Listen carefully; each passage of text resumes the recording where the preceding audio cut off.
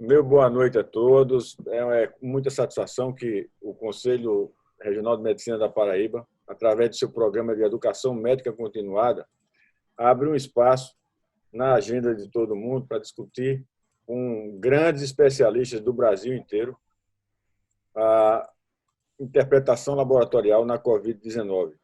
E hoje nós vamos, sob a moderação do meu amigo e grande patologista paraibano, Fábio Rocha, discutir com o professor Eduardo Henry, com a doutora Luizane Vieira e com a doutora Elaine Faria, essa temática. É claro que o assunto é muito abrangente e bastante motivante, mas eu vou pedir desculpas a eles, mas nós vamos cumprir rigorosamente os 10 minutos que vamos dar para cada um fazer as suas apresentações iniciais, até para que a gente possa, na sequência, discutir essa temática de maneira mais intensiva, né? Porque eu tenho certeza que tem muitas coisas que vão ser perguntadas, muitas dúvidas suscitadas, e no mais eu desejo a todos uma excelente webinar.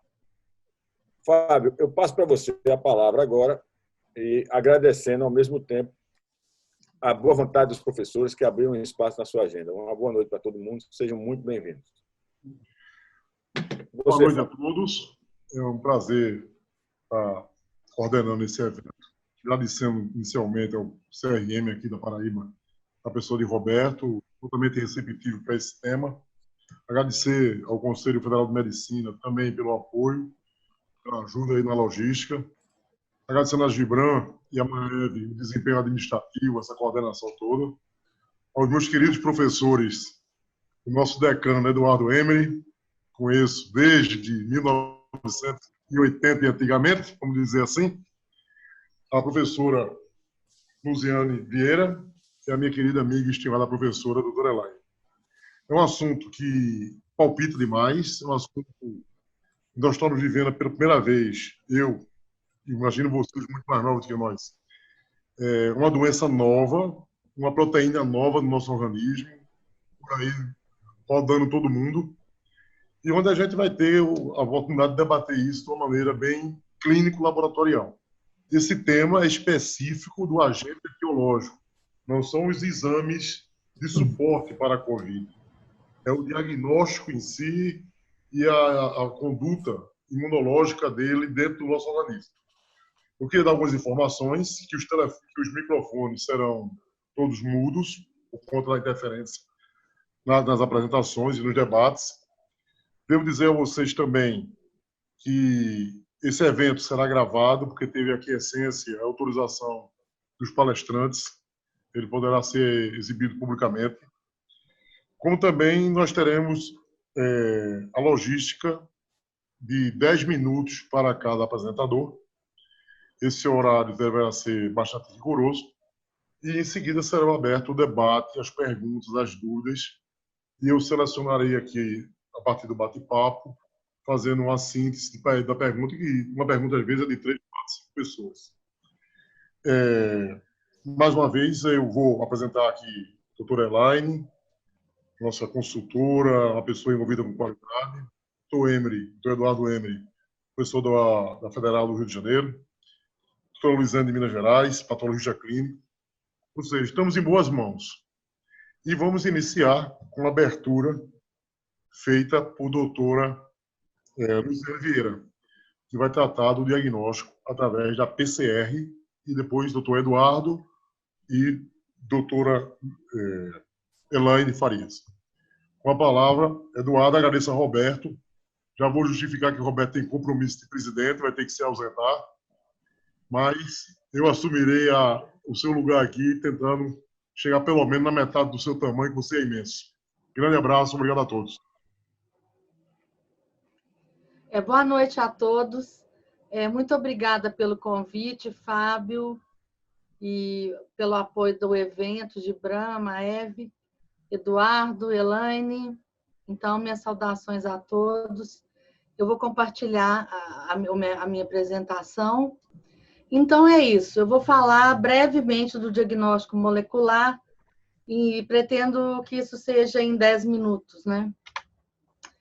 Isso aqui é uma frase do Guimarães Rosa, né? Mineiro não pode deixar a sua raiz. Eu quase que de nada não sei, mas desconfio de muita coisa.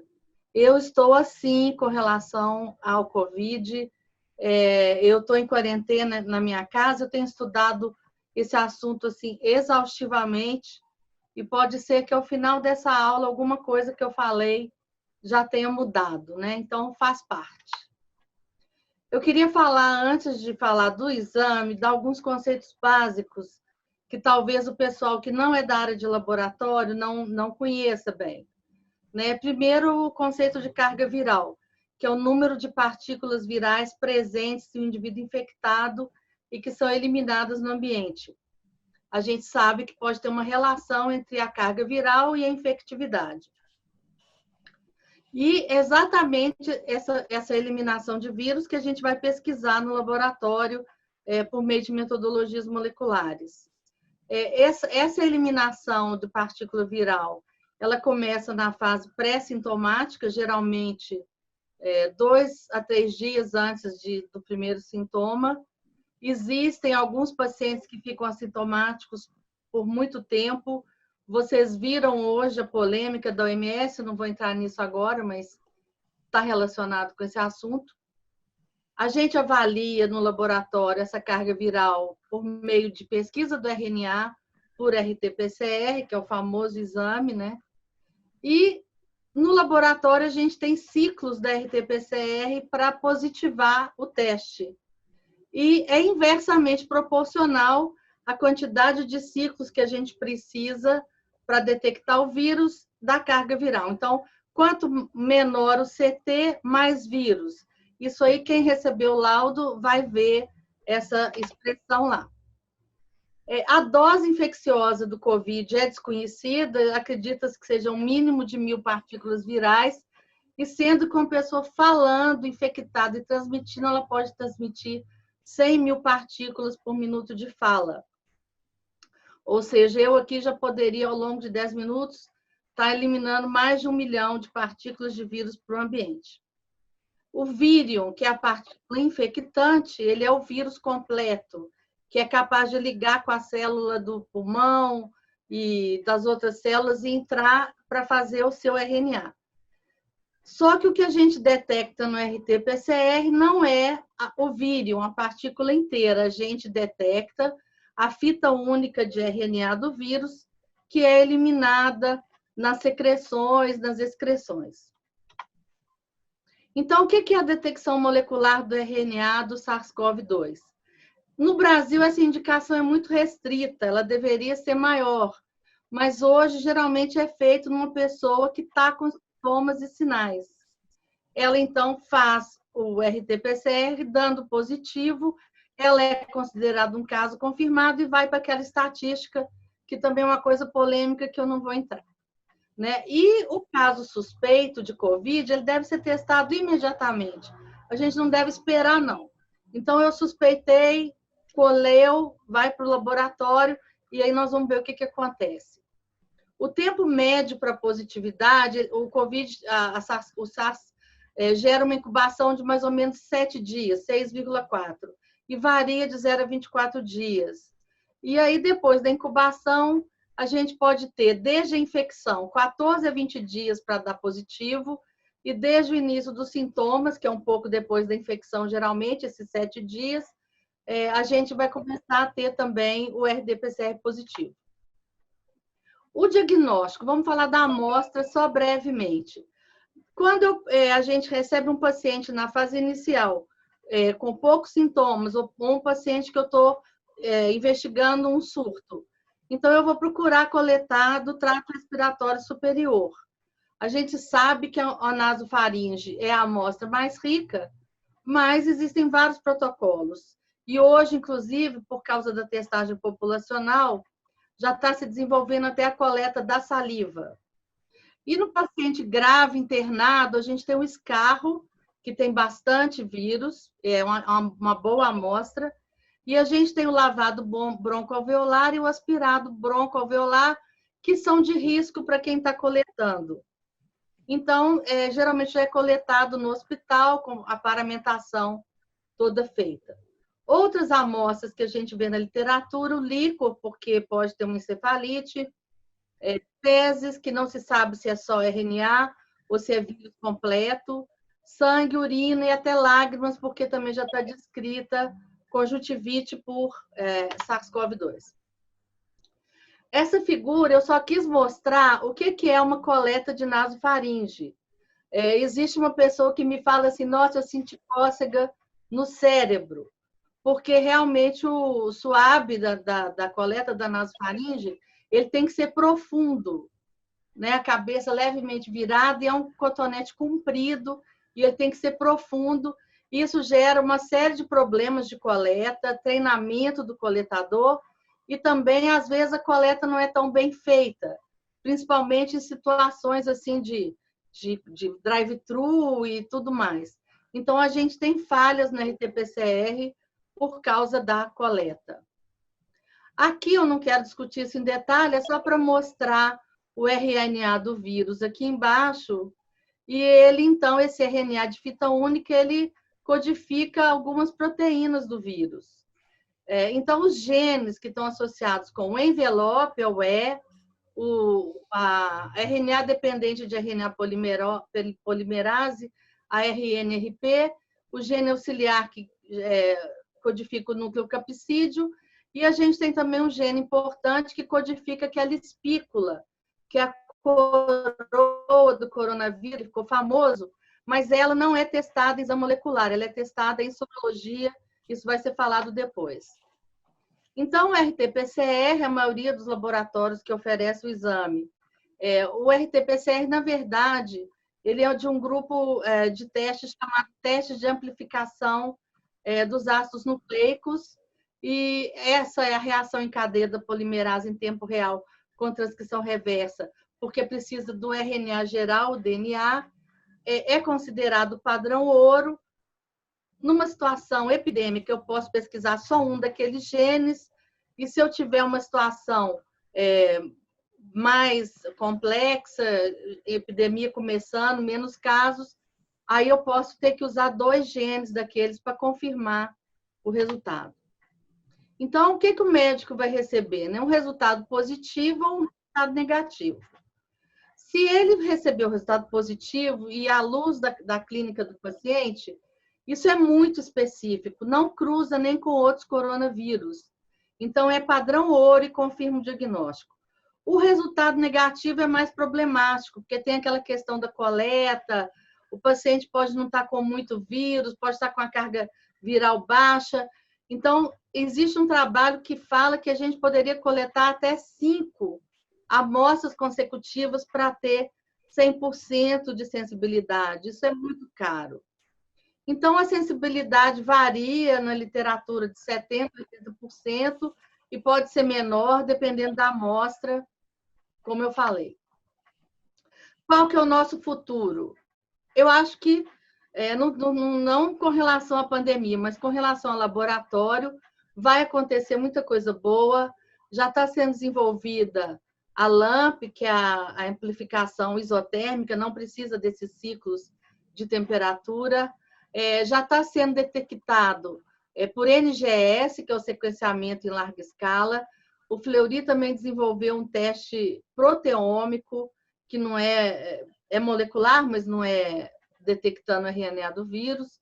O CDC está desenvolvendo perfis onde você pesquisa COVID e influenza junto, que é sensacional, porque elas vão se confundir, principalmente à medida que a pandemia for avançando. Então, o futuro pode ter muitas surpresas boas. Com relação ao teste, a testagem, que a OMS fala, né? Testar. O teste que ela está se referindo é o teste molecular. E existe esse conceito hoje que é buscar, testar, rastrear, isolar e apoiar os isolados, né? E isso é uma coisa que no Brasil, infelizmente, a gente não tem um programa articulado e que a gente, então, talvez vai ter um prolongamento da pandemia além do necessário, e a gente não tem os testes necessários para fazer um programa deste também. E aqui eu trouxe um último slide para mostrar como é que nós estamos de testagem. Aqui está o Brasil, aqui estão vários outros países, né? E aqui a gente vê que o Brasil está fazendo apenas, quem está para cá, para a minha esquerda, é quem faz menos testes. E o Brasil está fazendo 14 testes por 100 mil habitantes por dia, muito ruim. A positividade dos testes que nós estamos... Eu acredito que ela teve problemas na internet e ela deve entrar em breve. Dr. Eduardo Emery vai falar sobre os testes sorológicos. Vai ser um prazer ter Eduardo falando. Vamos lá, Eduardo. Vamos lá. Agradecer ao Fábio, um amigo de tanto tempo, ao CRM, através da pessoa do presidente, o Dr. Roberto, a Maeve, e vamos ver se a gente consegue nos 10 minutos aí, tá ok? Bem, nós vamos abordar a parte de pesquisa de anticorpos. Só para vocês, eu fiz um levantamento, nós temos hoje em torno de 136 registros de pesquisas de testes envolvendo PCR, ELISA, químio, né, e também testes rápidos que a doutora Elaine vai falar depois. Quer dizer, a quantidade de testes disponibilizados, e isso está gerando um grave problema, que é um problema relacionado com a qualidade do que está sendo disponibilizado para a gente. Nós vamos falar isso depois. A parte de pesquisa de anticorpos, o que nós encontramos hoje no mercado é a metodologia de ELISA, onde nós temos pesquisa de GA e GG, a químio para pesquisa de GM e GG, a quimioluminescência, também é utilizada no teste rápido, a doutora Elaine vai abordar, e pesquisa de anticorpos totais que são utilizados nos testes rápidos. Isso vai ser assunto para depois. Como até a Luizane já abordou, nos antígenos virais nós temos antígeno S, N, do S da espícula, o do núcleo capsídeo, o antígeno envelope da membrana. O antígeno que é utilizado basicamente nos testes de pesquisa de anticorpos, seja IgA, IgG, IgM e IgG, exatamente são anticorpos contra esse antígeno S. Ele pode ser do antígeno, na verdade, ele é de dois tipos, S1 e S2, e ainda o S1 se subdivide em outros tipos. O S1 tem a função de se ligar às células, aí o processo de imunização, inclusive das vacinas, está muito relacionado ao S1, tá? E o S1 é o principal antígeno envolvido também nas pesquisas de anticorpos. Só para mostrar esse gráfico, para não dizer que nós não mostramos nenhum gráfico, onde, na verdade, nós vamos observar que a IgG e a IgM elas é uma coisa interessante, elas começam a serem detectadas praticamente juntas.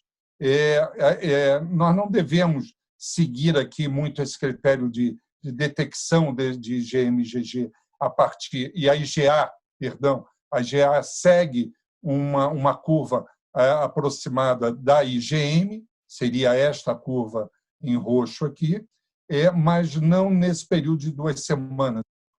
É algo que nós vamos discutir, vamos mostrar agora. O que eu entrar dentro dos 10 minutos, nós temos que considerar que as detecções de IgA, de IgM e de IgG, elas apresentam sensibilidades diferentes, né? Então, esse é exatamente o problema que é por isso que nós vamos mostrar separadamente. A literatura mostra que alguns trabalhos em torno de 5 dias, aqui, e outros trabalhos de 7 a 8 dias, mostrando que nós temos detecções de 92%, superior a 92% em relação se nós escolhermos amostras, aí eu estou me referindo a soro ou plasma, amostras sanguíneas, tá? Com, então, uma probabilidade de positividade até de 92%. Isso em relação à IgA. O que eu fiz? O que eu quero dizer com validação e nós entendemos para os outros slides? É que eu procurei colocar aqui o que nós temos disponibilizado em termos já de trabalhos publicados, e o único que tem disponibilizado em termos de validação nacional, e é isso que eu procurei botar, a nossa realidade, foi o do Laboratório Fleury. Procurei também os outros serviços, os outros grandes laboratórios, mas eles não disponibilizaram esses dados. Por isso que eu estou utilizando esses dados para, pelo menos, nós termos uma realidade nossa. Em relação à IgA, amostras de 12 dias com uma possibilidade de 95%, e amostras de 14 dias após. Tudo que eu digo dia, eu estou me referindo a dias após o início da sintomatologia. Então, 14 dias, a validação do teste que eles realizaram, mostrou 100% de detecção para IgA. Isso, evidentemente, isso vai variar, como eu disse, da qualidade do teste, da metodologia, seja ela ELISA, seja ela quimiluminescência. Em relação à IgM, a literatura também mostra em que a média em alguns trabalhos em torno de 5 dias após o início da sintomatologia e de 7 a 8 trabalhos de 7 a 8.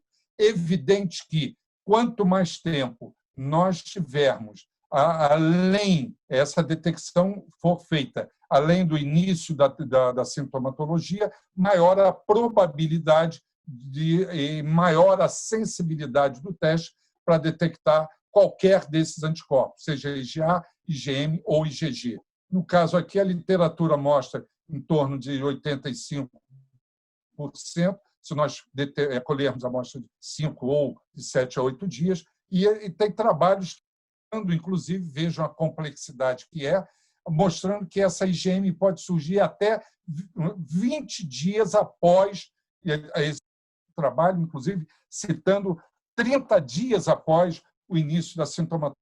Então, vejam, isso em função de quê? Em função de que a anticorpogênese, a produção dos anticorpos, ela é indivíduo dependente, ela vai depender de cada um.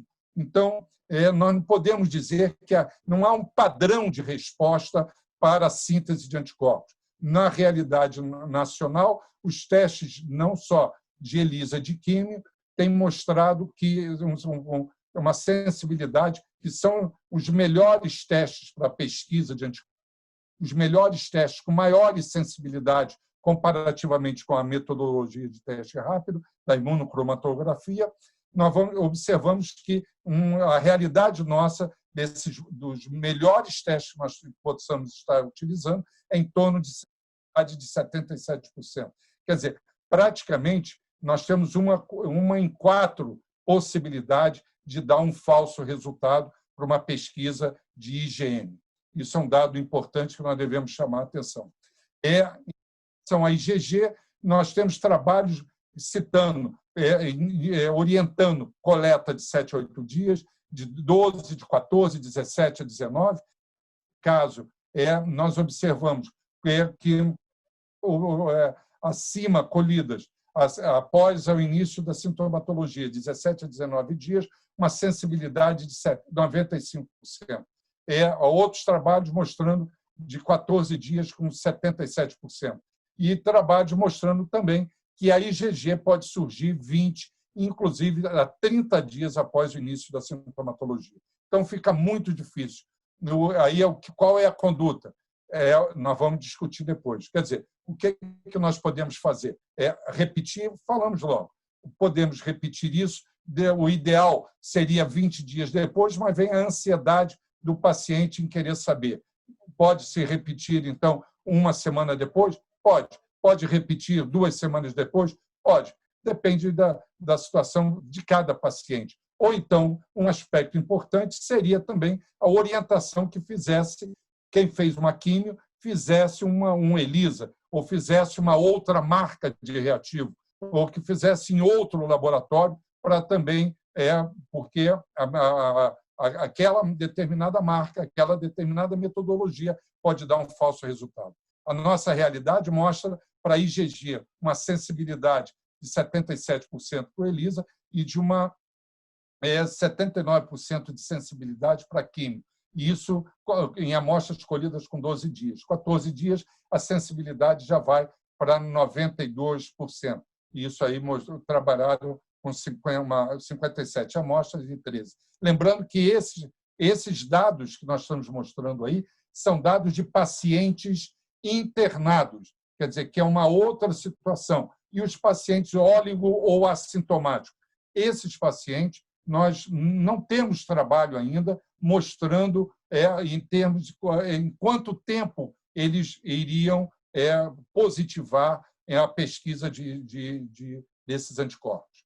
Quanto nós entramos à especificidade, é evidente que aí a situação é meio melhor. Ou seja, quando positiva, efetivamente a probabilidade de que seja anticorpos às custas do coronavírus, do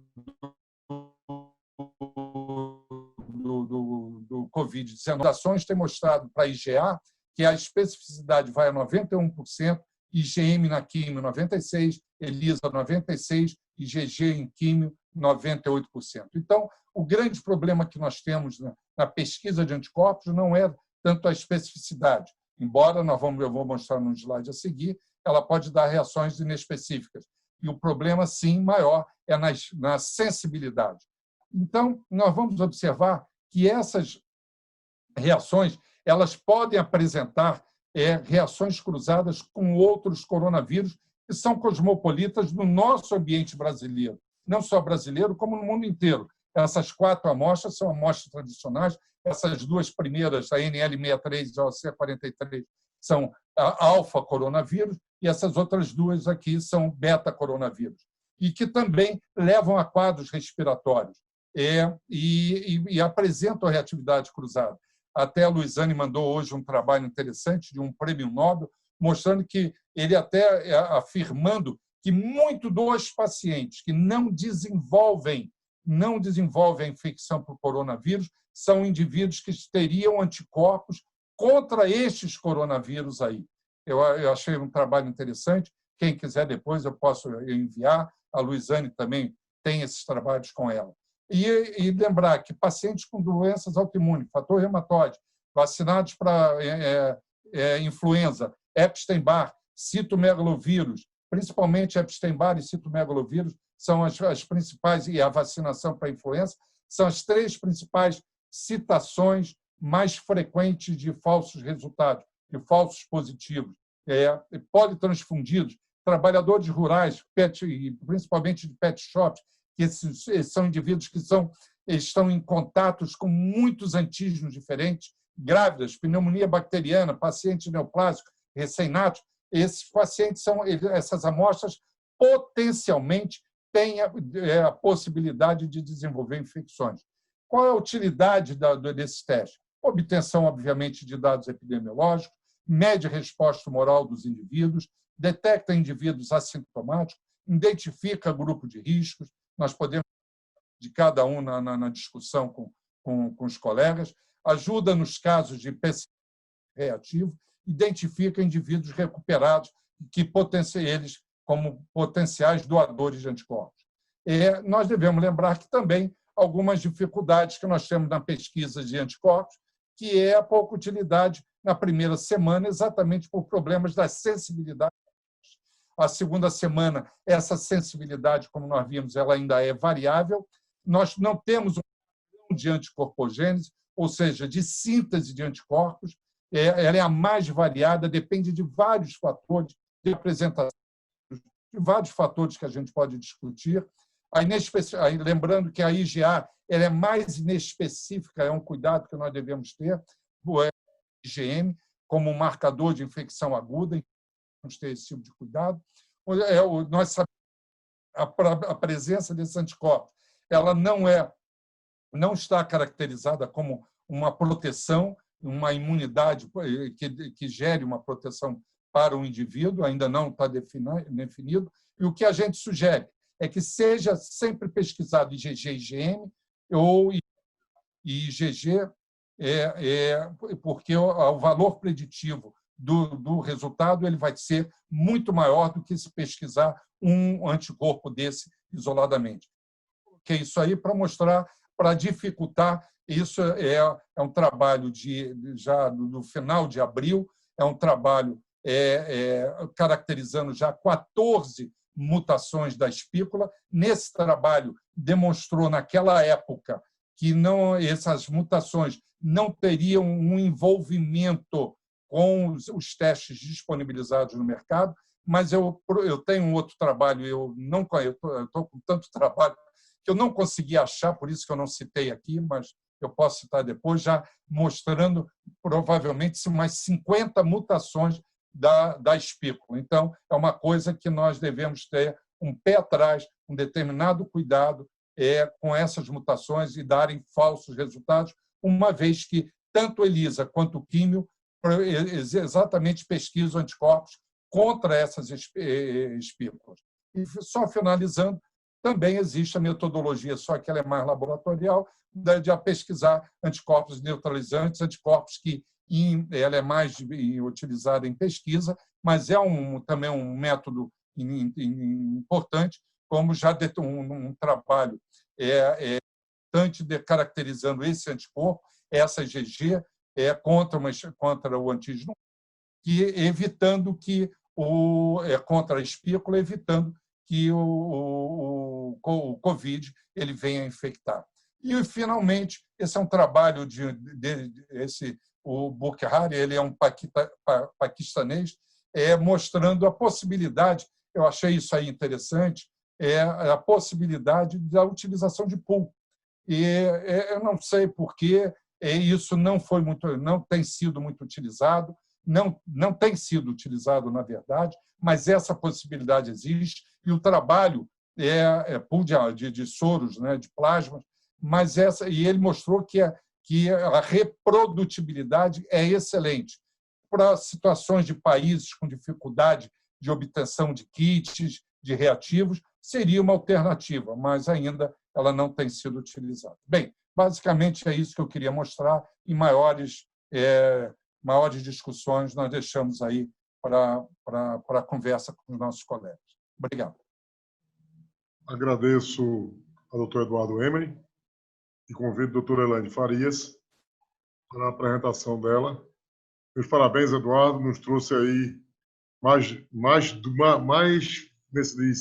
fogo nessa fogueira de São João que tanto arde. Vamos lá, Elaine. Olá, boa noite. Eu agradeço o convite.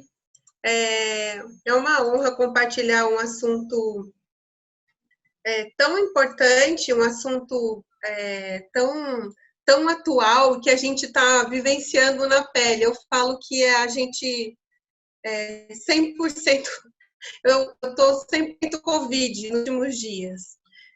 Ficou muito fácil de falar, então, que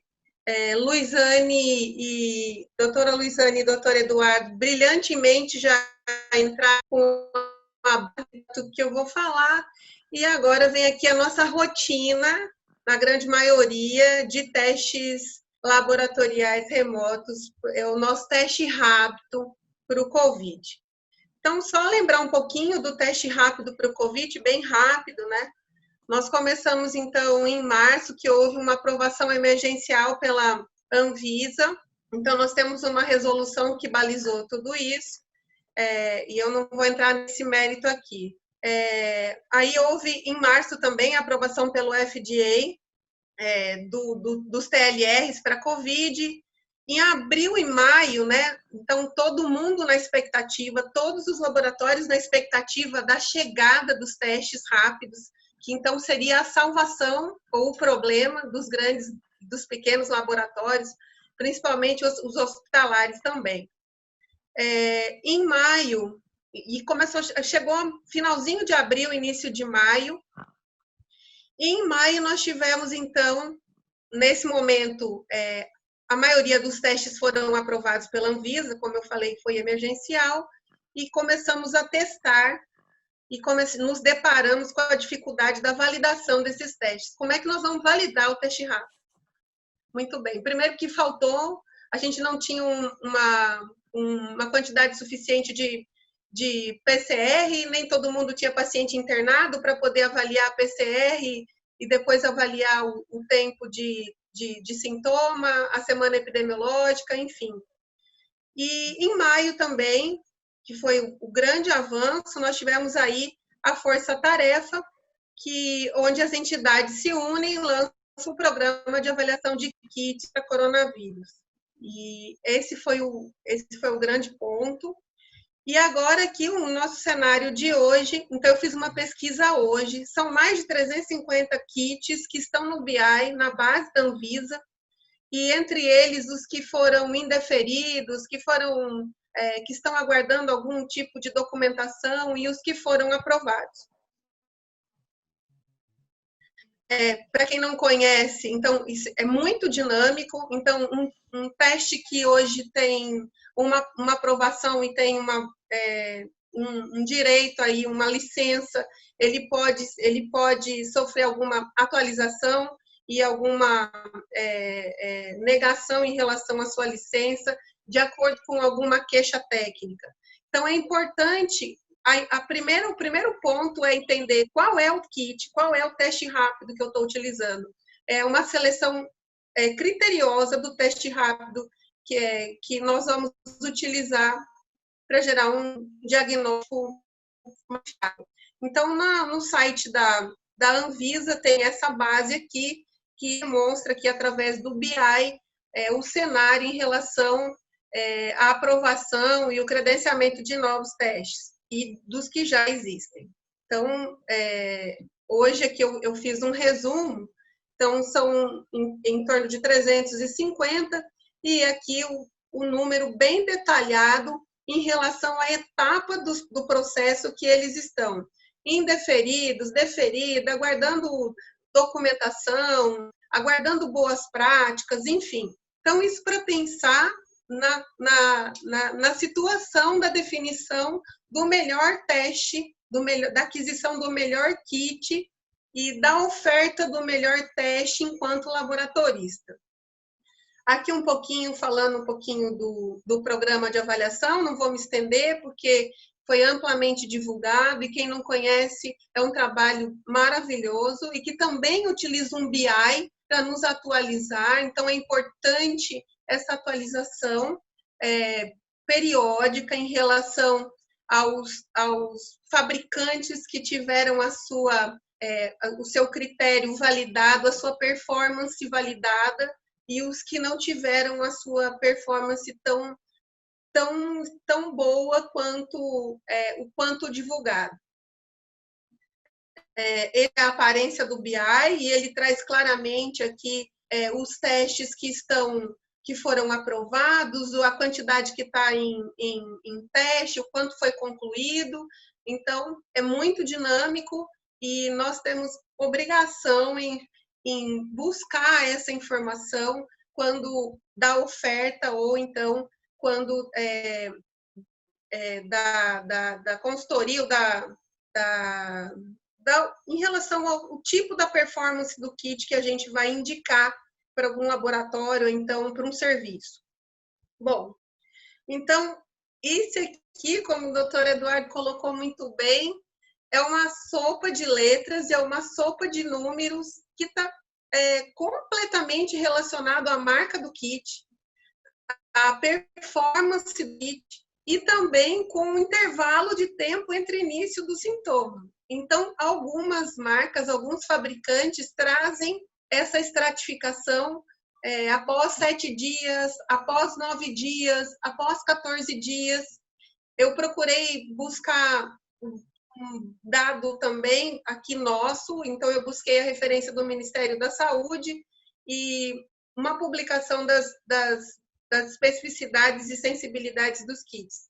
Então, quem trabalha com teste rápido sabe das dificuldades, que a performance para um não é a mesma performance para o outro, justamente por esse comportamento heterogêneo desse vírus que tem nos tirado aí muitas noites de sono, e tem aí que a gente tem debruçado sobre a performance dele. Então, segundo aqui essa publicação do Ministério da Saúde, tem aí uma sensibilidade entre 80% e 97%, uma especificidade em 95% a 100%. Nós sabemos que isso na prática não é verdadeiro, né? Porque tem aí uma infinidade de aspectos que podem impactar no resultado, e eu trouxe um pouquinho dessa realidade para vocês. Então, por que teste rápido, então, se tem toda essa confusão? Por quê? Porque é foco no ponto do cuidado, o paciente, né? Então, a gente tem que pensar que nem sempre eu tenho em mãos uma sorologia, nem sempre eu tenho um PCR que vai chegar a tempo, mas eu tenho um teste rápido que, naquele momento, pode, pelo menos, me orientar como um ponto de decisão, ou para um isolamento, para um retorno. Vale lembrar que na Anvisa que é um apoio ao diagnóstico, o teste rápido é apoio ao diagnóstico, né, que está muito bem publicado. Então, isso a gente tem que pensar bem o porquê que eu estou usando o teste rápido. A metodologia é imunocromatografia. Eu não vou me deter aqui para explicar o mecanismo da imunocromatografia. Eu acho que é importante a gente pensar na resposta que o doutor Eduardo apresentou brilhantemente em relação a IgM, IgG. E temos aí já alguns testes rápidos, outras possibilidades, que é a detecção do IgA, que alguns trabalham, alguns fabricantes já têm essa novidade, e a detecção do antígeno também. Bom, o processo é muito simples e é isso que causa tanto impacto. E eu gosto muito de falar que nada é tão simples, né? Nenhum teste é tão simples que o resultado errado aí não possa acontecer. Então, funcionou, pode ser gota de sangue, ou pode ainda ser o soro, que tem uma sensibilidade melhor, a depender da marca, devido a uma série de fatores. E hoje já tem alguns estudos falando que o soro tem uma performance melhor do que a ponta de dedo. Mas, ok, eu não tenho como fazer isso, eu estou lá com o meu paciente, eu vou utilizar a ponta de dedo, então é uma punção, a ponta de dedo, vou adicionar um tampão, em média 10 a 20 minutos, e eu tenho um resultado. Bom, seria tudo muito simples se a gente não tivesse que fazer algumas avaliações antes do teste, né, que podem impactar grandemente esse resultado. A avaliação criteriosa da informação epidemiológica, a data dos sintomas, né? Não adianta, como o doutor Eduardo colocou, não adianta fazer uma coleta no quinto dia do sintoma, eu não vou ter absolutamente nada, e a gente sai com uma carteira, ó, tô negativo, né? Tô limpo. Então, tá limpo naquele momento, mas que não reflete absolutamente nada. Infelizmente, o teste rápido ele tem servido como um apoio psicológico, apoio emocional para as pessoas profissionais da área também. Então, acho que para a Covid, a verdade da agora não é a verdade. A coleta das 8 da manhã, o resultado das 8 não é o mesmo resultado das 5 horas da tarde. E como a Luiziane colocou, às vezes, nem para o próprio PCR, você tem um positivo que vai casar lá com todos os seus dados em relação até a 5 coletas. Justamente porque existe uma infinidade de fatores que podem impactar nesse resultado. Então, primeiro, você está fazendo o teste para quê? Tem sintoma? Não tem sintoma? Já teve um resultado positivo? Não teve um resultado positivo? Então, qual é o objetivo dessa coleta? Então, o desafio já começa aí. É convencer, é aí que a gente já começa a orientar o paciente e até o próprio médico em relação à necessidade da coleta daquele teste rápido e o benefício daquele resultado naquela etapa para aquele paciente ou para aquele profissional da saúde. A avaliação minuciosa das recomendações do fabricante em relação aos interferentes de outras doenças, né? Como o doutor Eduardo colocou também, que bom que eu fiquei para o final, porque você já explanou, deixou o cenário pronto para mim, e também em relação à utilização se soro ou sangue total, alguns já deixam claro essa situação. treinamento contínuo da equipe, pensando que esse teste pode acontecer em qualquer momento, em qualquer local, e que vai levar uma assinatura de um profissional legalmente habilitado e o nome do laboratório. Essa equipe precisa ser orientada que aquilo é um teste de apoio ao diagnóstico e a importância dela na realização dessa coleta. A definição dos critérios de aceitabilidade do teste, o que eu vou aceitar, qual teste que é válido ou não é.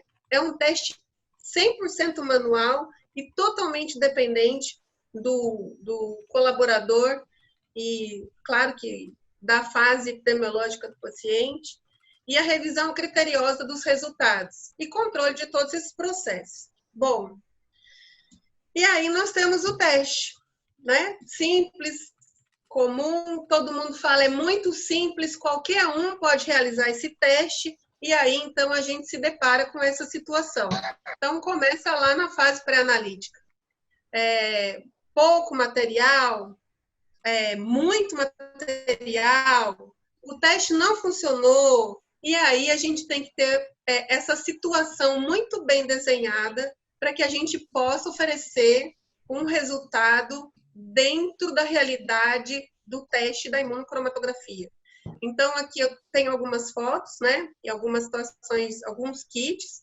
Então, aqui que tem o IgG e o IgM separado, outros que tem o IgG e o IgM juntos, uma infinidade, né? Então, são 350, 250, 150, então, e é uma chuva de ofertas e promessas de fornecedores que nos abordam o tempo todo, oferecendo o melhor kit, a melhor performance, e a gente tem que se atentar, então, primeiro a visita lá no site da Anvisa, né, para buscar como é que está a situação daquele fornecedor e aquele fabricante. Bom, como se não bastasse a coleta e a quantidade de sangue, aí a gente vem aqui com essa possibilidade do resultado.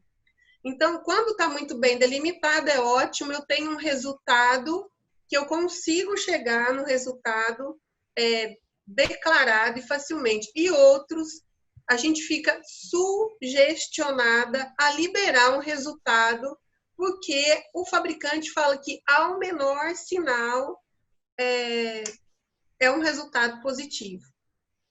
Então, será que eu estou enxergando esse menor sinal, ou será que eu já fiz tantos testes no dia que aquele é um negativo e eu estou enxergando uma linha, mesmo que imaginária, naquele teste? Então, essa aqui é uma dificuldade para a gente interpretar o teste. Então, quem trabalha na ponta, quem tem no consultório, e sabe muito bem dessas dificuldades. E se atentar ao controle mesmo do teste. Bom, e por último, a SBPC, ela vem publicando uma série de tags importantes. Então, ela lançou essa semana, eu vi no Instagram, eu achei importante, eu trouxe aqui, que IgG e o IgM do teste rápido não deve ser utilizado como diagnóstico, é apoio ao diagnóstico, né? Então, o cuidado na emissão do laudo que a gente tem que ter. Então, afirmar que se trata de um diagnóstico para COVID-19, tem que ter esse cuidado. Não informar a possibilidade de reações cruzadas também. Então, quando eu pego um laudo, né, para interpretar e que não tem essa informação, a gente tem que ficar muito atenta, ligar para o laboratório e perguntar, então, qual é o kit, quais são as limitações, quais são as possíveis reações cruzadas, as possíveis interferências que acontecem naquele teste. E se na bula também, se no laudo também não informar sobre a possibilidade de falsos positivos e falsos negativos, a gente também tem que aí ficar muito atento a essa situação, porque existe uma infinidade de possibilidades que nos levam a resultados falsos positivos e falsos negativos. Falsos negativos, se até mesmo o PCR tem um índice alto de falso negativo, que medirá um teste rápido que tem uma série de fragilidades que podem levar a essa situação, como, por exemplo, uma interpretação. E falsos positivos, então, eu vejo uma crescente de resultados falsos positivos, justamente por essa fragilidade na identificação de uma linha muito sutil ou quase imaginária que leva aí a um resultado falso positivo, além de outras possibilidades que podem acontecer. Eu já termino a minha apresentação, então é um teste muito simples, mas que dá muita dor de cabeça para quem está recebendo, principalmente para quem tenta confirmar algum outro teste junto ao teste rápido. As publicações, elas sugerem até a utilização de outros kits para poder trabalhar nessa linha de frente. Então, eu me ative assim, a dados do Ministério da Saúde, aos dados da Anvisa e as dificuldades encontradas nos consultórios, laboratórios e nos hospitais, que esses testes estão distribuídos e que são gerenciados pelo laboratório. Eu agradeço e fico à disposição. Muito obrigado, doutora Elaine. Agradeço a todos os palestrantes. Eu queria pedir a compreensão de vocês que na apresentação da doutora Luziane, no final, faltou uma complementação. Eu queria dar para ela a oportunidade dela complementar aquele momento que foi uma falha na internet e abriríamos de imediato para algumas perguntas, que tem várias. O assunto é polêmico e é muito fácil dizer sempre que o laboratório errou. Nem sempre é assim. Estamos diante de uma doença nova e complexa, onde esse capsídeo, esse vírus, ele está sendo nos apresentado pela primeira vez. Eu peço a compreensão de vocês e pediria para a doutora Luziane complementar a apresentação dela rapidamente. Pode falar alguma coisa? Eu estou achando que a doutora Luziane ainda está com um problema, que ela não consegue acessar o microfone dela. Então, acho que a gente deveria passar para as perguntas. Pois então, eu vou abrir aqui e pedir permissão a vocês, que tem algumas perguntas, e vou começar por uma ordem, tentar concentrar duas perguntas, às vezes numa, e vou dirigir a pergunta de acordo com o debatedor, o nosso apresentador, que possa melhor responder esse tipo de questionamento.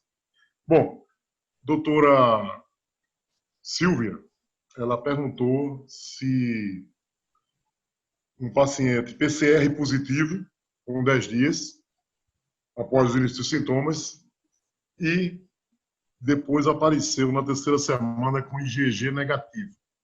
Como se explica isso? E eu já aproveitaria e já juntaria a pergunta da doutora Paula Porto da seguinte maneira: um paciente teve IgG positivo com 10 dias, a sorologia, e negativou tudo com 25 dias. Eu queria que o doutor Eduardo Emery, se ele entendeu a pergunta, ele respondesse objetivamente. Eu responder objetivamente é fantástico, Fábio. Eu vou lhe contar, é uma loucura isso. É uma loucura. Primeiro, são duas coisas diferentes, né? O PCR positivo com IgG negativo é porque, provavelmente, esse indivíduo ainda não apresentou nível detectável de IgG. Um aspecto importante, vamos afastar o fato dos indivíduos que não respondem, que tem uns indivíduos que eles são, como a gente diz, a anergia, não, com N, né? Que é a não resposta, a incapacidade que alguns indivíduos têm de responder a determinados antígenos. E isso vai de indivíduo para indivíduo. É frequente? Não. Eu me lembro muito bem, no caso ainda quando a AIDS surgiu, a Transfusion é uma revista da maior importância na área da hemoterapia, e é importante a gente citar que a gente usa muitos bancos de sangue para dados epidemiológicos, para dados sorológicos, pela quantidade de amostras que os hemocentros fornecem em casos de indivíduos HIV, onde eram indivíduos que davam exatamente a presença do HIV e anticorpos, e o indivíduo não produzia nem quanto P24. É frequente, acho que não. O que acontece? O que é mais provável nesse caso é que esse indivíduo ainda não desenvolveu anticorpos suficientes para a detecção. Tem que se considerar a metodologia que está utilizando. Quando a gente fala não deu IgG, deu um PCR positivo e não deu um anticorpo, uma IgG negativa, repara o seguinte,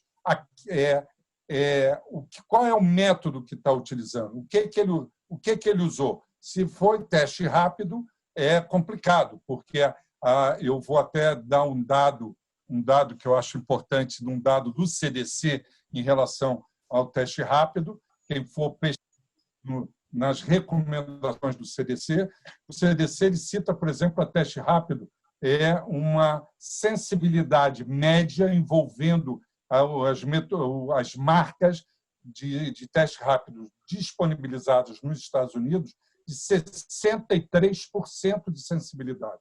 Quer dizer, uma sensibilidade extremamente baixa. Então, quando a pessoa diz, olha, eu não detectei IgG, se for por teste rápido, a probabilidade de negativar é grande mesmo, tá?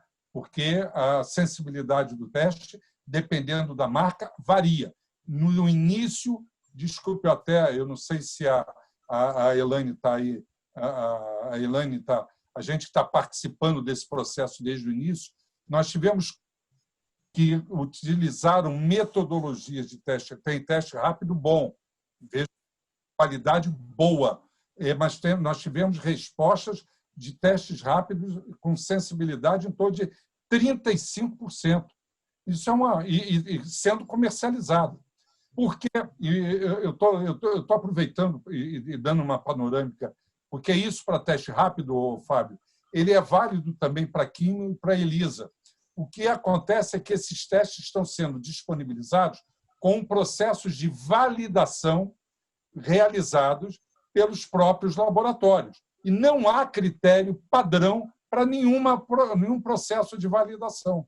Então, eu não posso pegar um teste para quimiluminescência, para ELISA ou por imunocromatografia, para teste rápido, e validar aquilo, como às vezes isso acontece, e isso é uma realidade, nós não estamos escondendo esse fato, onde laboratórios validam esse teste com uma amostra altamente reativa. Essa amostra altamente reativa, é óbvio que o teste vai dar positivo.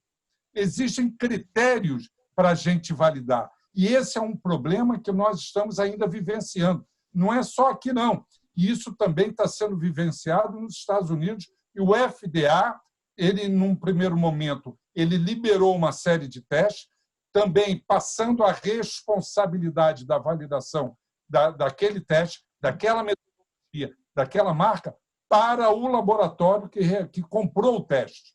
Hoje, o FDA está começando a entrar no processo de validações, porque os resultados começaram a ser os mais caóticos possíveis. Então, vejam só, se nós pegamos testes rápidos, com um próprio CDC dando uma média de 63%. Aqui começou com teste rápido apresentando uma sensibilidade de 35%, 40%. Ou seja, você tinha praticamente mais de 50% de possibilidade de um falso resultado. Quando nós falamos, se esse exame foi feito por ELISA ou por quimiluminescência, a probabilidade é menor. Nós vimos aí que nós temos uma probabilidade em relação ao ELISA ou à quimiluminescência, que para a IgG ela pode chegar a 77%, foi validado, inclusive, pelo Fleury, a uma sensibilidade de 77%, considerando que é um laboratório também, como outros laboratórios, outros também de referência. Eu volto a citei Fleury, porque esse disponibilizou os seus dados, e os outros não disponibilizaram esses percentuais, e você veja que, na verdade, é uma probabilidade de 1 em cada 4 dá resultado falso, um falso negativo. Então, essa probabilidade é muito grande. O que a gente recomenda é o quê? 2 coisas. Primeiro, se o ideal seria esperar quanto? Esperar 3 semanas, isso daria uma segurança muito grande. Vamos esperar 20 dias para repetir essa amostra. Mas a angústia, a ansiedade do paciente, ela não permite isso. Isso é muito fácil nós falarmos, né? Nós que estamos na área da diagnóstica, do laboratório, para nós termos uma garantia melhor. Agora, se esse paciente vai submeter ele a esperar, então nós podemos de imediato sugerir fazer em outro laboratório, em outra metodologia. Tá? E aí você faz o seguinte, tudo bem, mas olha, doutor, eu repeti no mesmo laboratório, na mesma metodologia. Só que tem um detalhe, a marca é diferente, o lote é diferente, e isso gera sensibilidades diferentes. E, infelizmente, é uma coisa que isso. Eu sempre fui ligada a uma das universidades federais aqui do Rio de Janeiro, que a gente encontra que nós, quando liberamos esses resultados, inclusive, nós deveríamos estar liberando com a marca, lote e com a metodologia. Foi exatamente a segurança que eu dei um resultado negativo, então, olha, o PCR já deu positivo.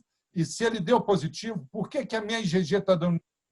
Então, vamos usar e vamos, então, fazer, às vezes, com outro lote. Será que esse laboratório ele já trocou de lote? Então, cada lote é igual, eu sempre, nos cursos que eu sempre dei, eu lembro, fazer exame é arroz. Cada realização, cada arroz que a gente faz é uma batelada diferente, com características diferentes. Então, isso tudo influencia nesse resultado. Então, nós podemos utilizar, primeiro, fazer no mesmo, pode repetir, repete com outra metodologia, ou então repete com outro lote, repete com outra marca, repete em outro laboratório. Se foi o teste rápido que foi utilizado, repete na quimiluminescência ou na ELISA. Se foi o ELISA, repete na quimiluminescência. Se a pessoa pode esperar, espere mais uma semana, espere mais 2 semanas e repete. Porque nós temos, como eu disse na minha apresentação, e positivando 20 dias depois. Entendeu? Trabalhos mostrando isso. Tudo bem, não cita que utilizou, não cita que lote utilizou, mas de qualquer maneira, metodologias citando um ELISA e uma quimiluminescência, que são metodologias mais sensíveis e mais específicas, mas aí o fator sensibilidade é o mais importante, mostrando uma resposta muito mais prolongada do paciente. E como só para fechar, Fábio, a imunogenicidade, a produção de anticorpos é de cada um.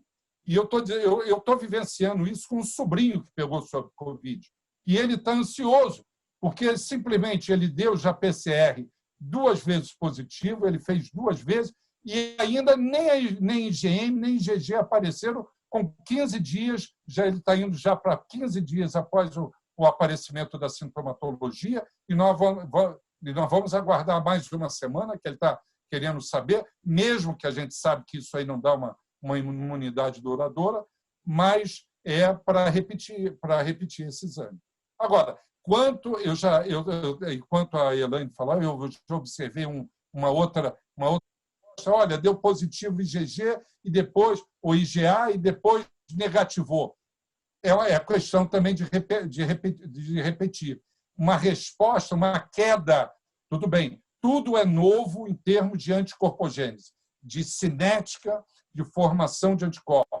Então, tudo nós estamos aprendendo. Agora, uma queda acelerada por questões de 15 dias ou de 20 dias é muito questionável. É muito provável que haja algum erro em termos não na execução, mas algum fator influenciando aí de qualidade de kit que a metodologia utilizada pode estar influenciando nisso daí. Desculpe eu estar alongando, mas já para relembrar todos esses aspectos. Doutora Luziane, eu gostaria que a senhora concluísse a sua apresentação e, ao mesmo tempo, gostaria que a senhora fizesse um comentário, as perguntas aqui, um resumo compacto aqui. O seguinte, obrigatoriamente, está ouvindo? Ela está sem som. Eu já mandei o convite para ela liberar o som. Parabéns, Gibran. A gente estava tendo um problema técnico aqui que foi resolvido. Doutora Luziane, eu gostaria que a senhora concluísse a sua apresentação. Eu ia concluir com uma fala do Ariano Suassuna, que eu descobri que é paraibano, e tem uma frase dele que eu gosto muito, que ele diz que, uma coisa mais ou menos assim que está no meu slide, o otimista é bobo, o pessimista é muito chato, e é bom a gente ser um otimista bem informado, né? Então, eu acho que assim, o que a gente pode fazer nesse momento é isso que a gente está fazendo aqui. É abrir uma rede para compartilhar, e nós vamos compartilhar muitas dúvidas nesse momento. E essas dúvidas, que eu li algumas aqui no chat, elas são dúvidas de todos. Como disse o Emery, está todo mundo vendo pessoa com Covid clássico, com todos os sinais, com tudo, vai fazer o PCR da negativo.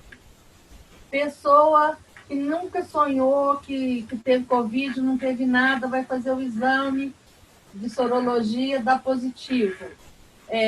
A gente está vendo isso também. Algumas pessoas, agora eu sou muito cuidadosa, porque tem mais ou menos uma semana lá no nosso laboratório, no Lustosa, que a gente está tendo acesso aos kits sorológicos, vamos dizer assim, na nossa área, né, de laboratório, aqueles testes standard. Roche automatizado, Siemens automatizado. Então, e são anticorpos totais, geralmente. E por que a Roche, a Siemens e essas outras grandes lançaram anticorpos totais para Covid? Para evitar esse quebra-cabeça mais difícil de a IgG não sobe, a IgM não sobe, a IgA subiu sozinha.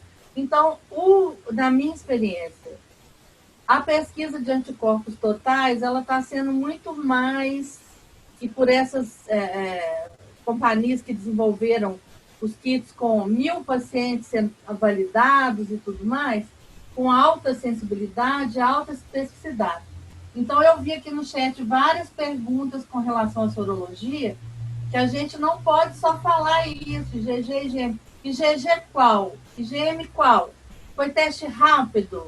Que teste rápido que foi? Então, até quem fez essas perguntas, eu sugiro que vá lá e reveja, olha, isso aqui foi um teste rápido, do kit tal, do fabricante tal, do lote tal. Eu repeti com outro método ou não. Lá no laboratório, atualmente, a gente está com... Acho que com 3 tipos de teste para Covid vai entrar um 4º, né? Então, assim, a gente também tem que fazer um pouco de experiência, né, de análise, porque a situação não é tão simples como muita gente quer que a gente acredite, né? Então, eu acho que o mais importante é isso, é realmente a gente evoluir nas trocas de experiência e tentar ter uma experiência brasileira. A gente só lê trabalho chinês, né? Hoje, italiano, americano, cadê os trabalhos do Brasil? Então, muita calma nessa hora. Se você é médico, converse com seu colega patologista clínico, né? E se você é de laboratório, troque informação com seus colegas. Acho que era isso que eu queria deixar. Muito agradecido, doutora Luziane. Eu queria fazer um resumo aqui de algumas perguntas. Primeira pergunta bem objetiva. Paciente, repetindo, PCR positivo, confirmado, e 30 dias com IgM positivo. 60 dias não positivou mais nada, negativou a IgM, que era esperado, e não positivou a IgG. Doutora Elaine, doutora Luziane, doutor Eduardo, tirando o processo jurídico que vai haver, com certeza, contra o laboratório, teria aqui explicação, objetivamente. Doutor Eduardo, sua opinião. A minha opinião é o seguinte, é como eu mostrei, Fábio, eu não sei quem é a pessoa que... Bem, enfim, não interessa também, né? A gente tem que tomar... Eu acho que o lado jurídico até... Bem, deixa eu responder primeiro, depois eu vou falar do lado jurídico. O problema é que a sensibilidade para cada anticorpo é diferente. Então, tem que ver em relação a essa metodologia, a pesquisa dessa IgG. A Luiziane lembrou muito bem do detalhe dos anticorpos totais, exatamente para evitar essas situações. Porque a gente deve lembrar que quando nós falamos em detecção de IgA, IgM ou IgG, são três reações diferentes. E cada reação dessa ela tem sensibilidades diferentes. Então, isso aí pode ser que na metodologia que esse laboratório esteja utilizando, para a detecção de IgG, não tem a mesma sensibilidade que tenha para IgA e para IgM. Isso aí é uma hipótese. Entendeu? Agora, quanto a aspectos jurídicos, que a gente que vive o mundo da imunologia há mais de 40 anos, eu acho que o momento de justificar isso através de trabalhos científicos é extremamente fácil nesse momento. Eu acho que a preocupação não é essa, não. É só pegar 500 trabalhos, está aí a Luiziane, a maior fornecedora, acho que da Sociedade Brasileira, lá da nossa SBPC, é a maior fornecedora de trabalhos. Eu devo estar só às custas da Luiziane, por exemplo, né, com mais de 300 trabalhos. Então, a quantidade é imensa, está tudo devidamente arquivado. É só justificar. Isso aí eu acho que não é a preocupação, porque, neste momento, não tem nem como... A pessoa pode querer abrir processo, mas certamente vai perder. Mas tem a literatura mostrando a variabilidade em relação a essas respostas da formação de anticorpos. Doutora Elaine, sua opinião sobre esse mundo infernal de positivo, negativo, o doutor quer o resultado positivo, o paciente está se julgando imune, eu quero meu passaporte, quer quanto nessa IgG para dar positivo?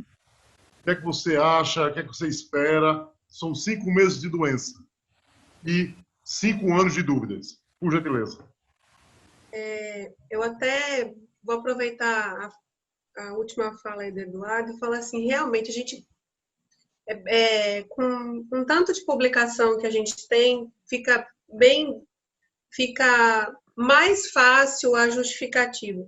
Mas uma boa nota no laudo e uma boa conversa com o paciente, ou até um termo também, o paciente entende que tipo de exame ele vai fazer, ele entende que tipo de resultado ele pode receber.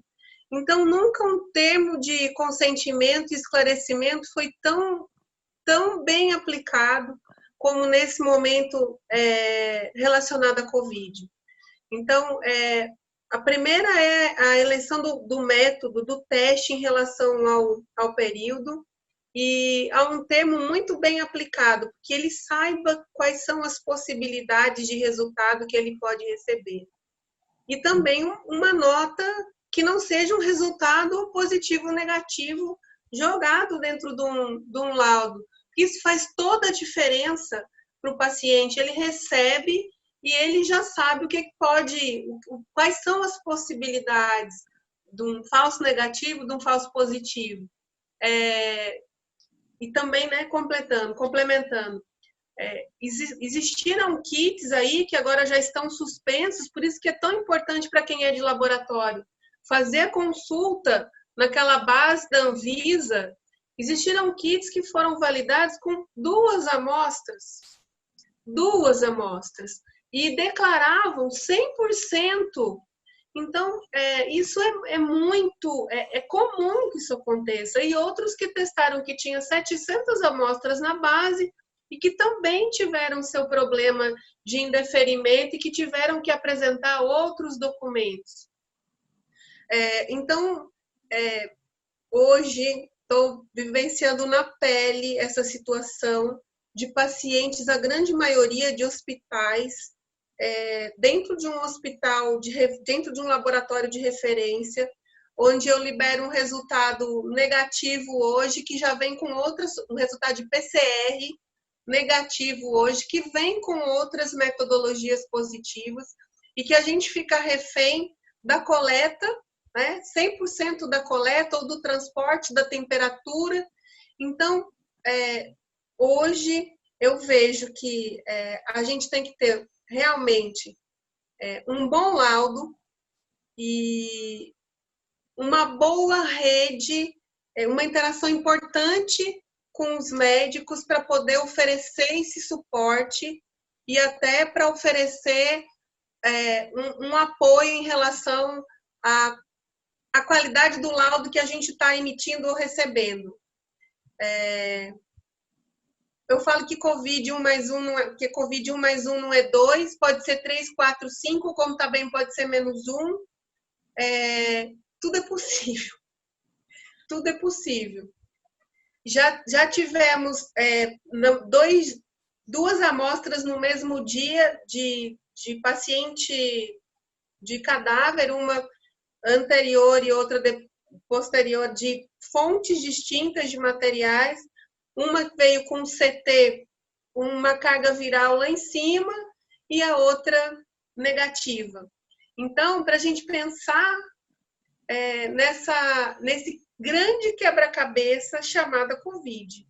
Então, cheio de incertezas, cheio de publicações diversas, falta muita coisa para a gente publicar, a gente começa a se organizar. Eu acho que o sequenciamento vem nos mostrar muita coisa. Os biobancos estão aí que vão nos ajudar a desvendar, talvez nos direcionar para alguma definição em alguns casos. Mas hoje a melhor saída para tudo isso é o paciente entender qual é o teste que ele vai fazer e entender quais são as limitações daquele teste. É o médico entender o que ele está recebendo e um laudo adequado para que ele entenda as limitações daquele teste, daquela marca, daquele kit. E não a gente simplesmente deixar o resultado lá. Bom, eu queria praticamente fazer aqui uma pergunta. Pedir também a compreensão de todos para mandar os e-mails dos seus palestrantes. Também se mandar para o meu zap, eu também encaminho para eles. Mas uma pergunta muito inteligente aqui, muito interessante, foi do Dr. Laurence César. Fábio, eu poderia só complementar o que a Elaine falou, rapidinho? A Elaine falou um aspecto muito importante.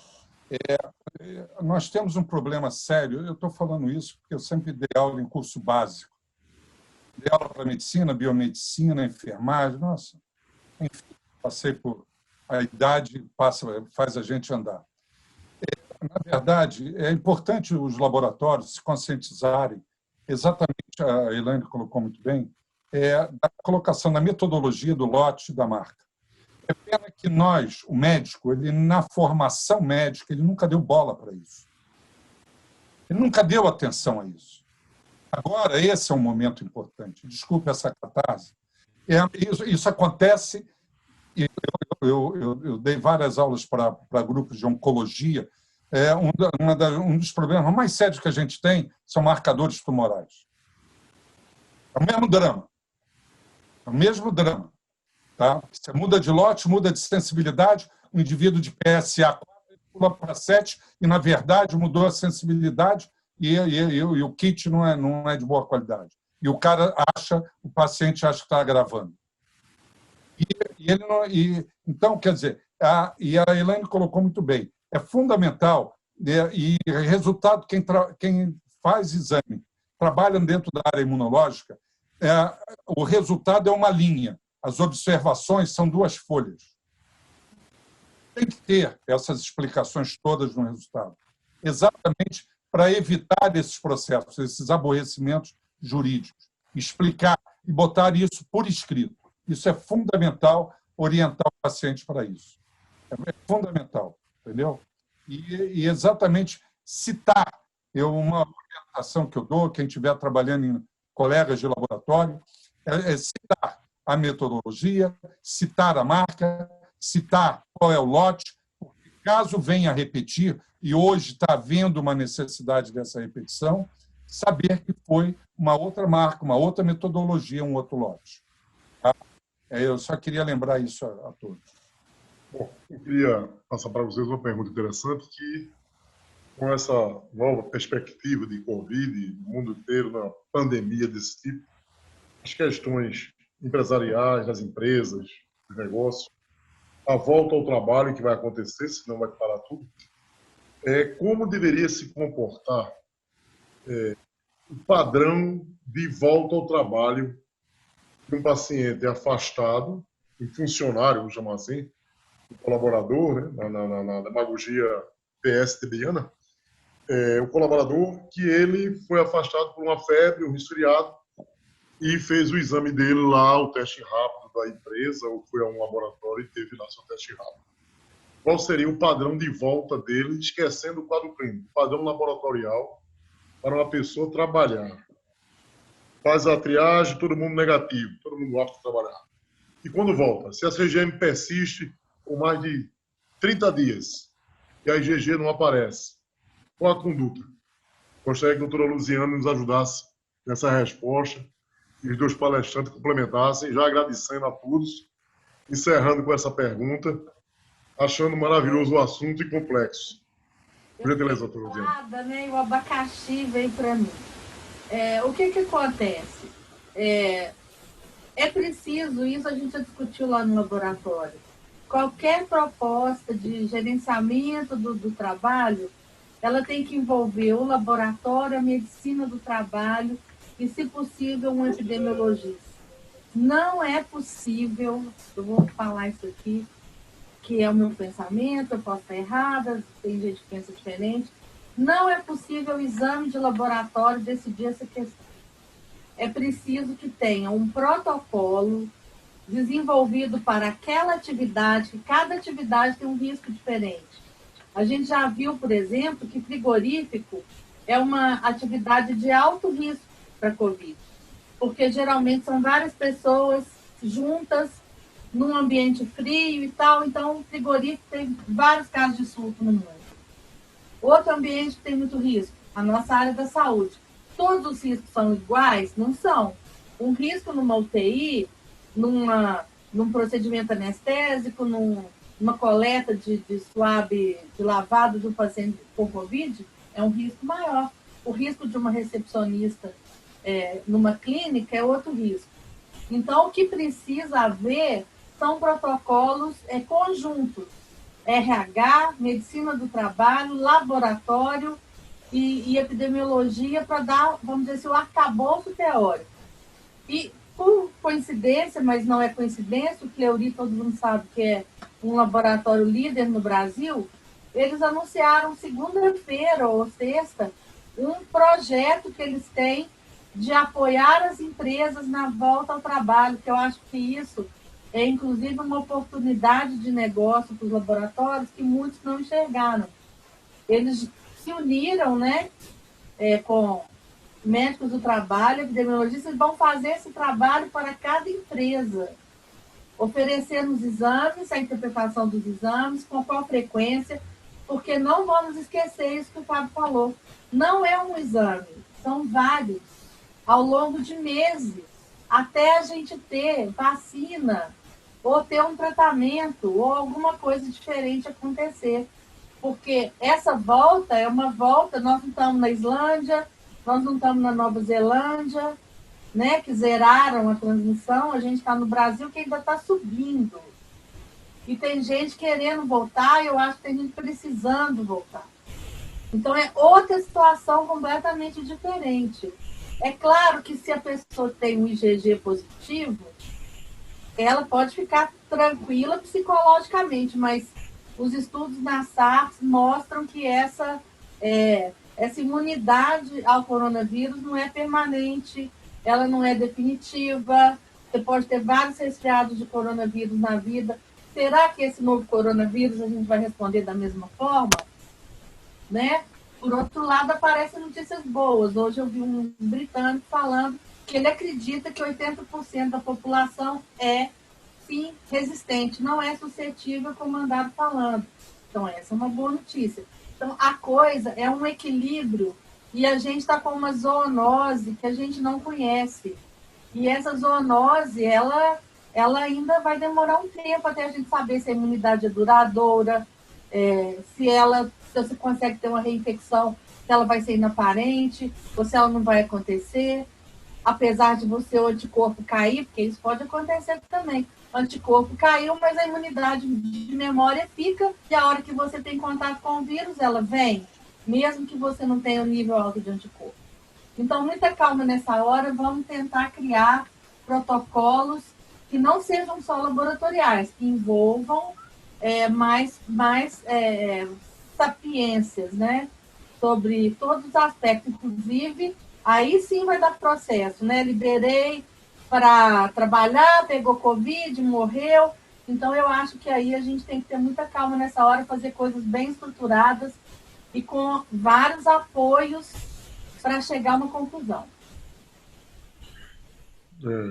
Doutor Eduardo, eu gostaria que o senhor fizesse um comentário breve sobre a articulação dos anticorpos pelo método CLIA que estão sendo liberados. O que o senhor acha dessa titulação? Só, Fábio, só antes da tua pergunta, deixa eu dar uma opinião minha aqui. Eu sou mais pragmático nisso. Eu concordo plenamente com a Luiziane, nessas colocações dela. Eu acho que está absolutamente correto. O que eu acho importante é o seguinte, em termos sorológicos, não há hoje nenhuma garantia, não há nenhuma garantia do cara ter IgG ou IgM e poder voltar. Essa é a realidade. Essa é a realidade. Se não existe imunidade protetora, a gente não tem hoje. Nós estamos falando em junho. Eu não estou em dezembro desse ano. Eu não estou em dezembro de 2020. Estou falando agora. Hoje, nenhum trabalho caracteriza e permite dizer que o indivíduo, ao ter IgG, e aí você falou numa palavra perigosíssima, que foi passaporte. A ideia do passaporte ela foi absolutamente, creio eu, abolida. Foi abolida. Tá? Os trabalhos dos Estados Unidos também, surgiu lá nos Estados Unidos essa ideia do passaporte, porque não há garantia. Agora, no meu entendimento, a única forma, se a nível de anticorpos não te dá nenhuma garantia que o indivíduo não possa transmitir, eu só tenho, no meu entendimento, a única coisa é PCR negativo. Agora, PCR negativo, é óbvio, dentro de uma realidade brasileira, tem um custo. Aí eu entro e concordo com a Luiziane, entendeu? Tem que ter todo um arcabouço, toda uma estrutura de analisar. Entendeu? Agora, em termos de infectividade, só PCR. No meu entendimento. Anticorpo hoje é só para dizer o seguinte, olha, eu produzi anticorpo. Se eu tiver de novo, pelo menos a minha... Ou eu não vou ter, ou então, se eu tiver, vai ser um quadro mais ameno. Né? Teoricamente, é a ideia que dá. Okay? Doutora Elaine, suas considerações finais, e mais uma vez antecipadamente agradeço aos nossos professores convidados, a Gibran, a Maeve, ao CRM, a presença de todos. E a Elaine vai encerrar essa live, vamos chamar assim, esse webinar, e dar uma esperança aí para dias melhores de sorologia, dias melhores de menos estresse. Vamos voltar à paz de rubéola, toxoplasmose, HIV, entendeu? E contar com a compreensão de todos. E medicina nem é sempre, nem é nunca. E essa coisa que no comitê que eu faço parte, no comitê de crise do Covid, eu disse desde o começo, a clínica deverá ser soberana nessa doença. O bom senso médico, a postura ali de não pegar e botar tudo na mão de um teste sorológico, até mesmo numa PCR, que você pode ter positivo, porque você é assintomático. Doutora Elaine, por gentileza. Que responsabilidade. Bom, eu costumo dizer que nunca o individual foi tão coletivo, né? E que a gente tem mesmo que desenvolver essas parcerias e desenvolver aí uns algoritmos de decisão, que eu falo sempre isso, né? E principalmente em trabalhador da saúde. Eu vou pegar esse gancho que a gente falou dessa volta aí. Nesse momento, existem alguns estados onde existe uma resolução de decisão da volta do colaborador, do trabalhador, o retorno do trabalhador pós-Covid, e que a gente entendeu, e eu vivencio isso, que não é só o teste que vai resolver. Às vezes, um bom acolhimento tira todo esse trauma ou essa situação por ter sido positivo. Então, como Luiziane disse, não dá para sair fazendo teste de todo mundo neste momento hoje, né? Mas para alguns casos que ainda tem um sintoma bem exacerbado, eu acho importante. Então, não pode ser uma verdade absoluta, não pode ser teste para ninguém, também não pode ser teste para todo mundo.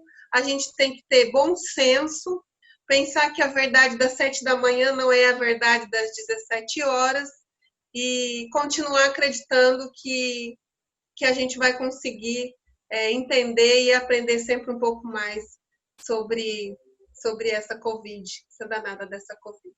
Obrigada, seu Fábio. Obrigada. Fábio, deixa eu só lembrar uma coisa que eu acabei esquecendo de citar. Só lembrar a todos que foi desenvolvido também por espectrofotometria de massa, análise proteômica de polipeptídeos. Então, está sendo oferecido também no mercado. Eu não sei ainda a resposta. A gente não tem ainda dados em relação a essa metodologia, mas é exatamente baseada na análise das proteínas do Covid-19. Isso é feito exatamente por espectrofotometria de massa. Só para lembrar que é mais uma metodologia que está sendo disponibilizada também no mercado. Bom, eu estou colocando o meu celular à disposição de todos. Agradeço mais uma vez ao CRM, a Roberto, meu amigo pessoal. Agradeço ao pessoal da equipe aí de apoio, foi fantástica. Agradeço a todos a paciência. Que vocês tenham na prática diária aí menos problemas, que a gente vive todo mundo tenso com a transmissibilidade. Ele é altamente transmissível. E 80% não causa nada. Complica em alguns poucos, mas complica. Mas a gente tem que enfrentar isso para chegar aí no equilíbrio de poder salvar vidas e não arriscar muito a nossa. Mas faz parte do risco, foi por isso que a gente escolheu essa profissão. Agradeço a todos, tenham uma boa noite e que hoje seja um marco para a gente, para termos aí, de repente, um segundo capítulo dessa história com mais coisas concretas e objetivas. Porque, por enquanto, temos muitas expectativas, boas e más. Grande abraço, muito obrigado. Obrigado.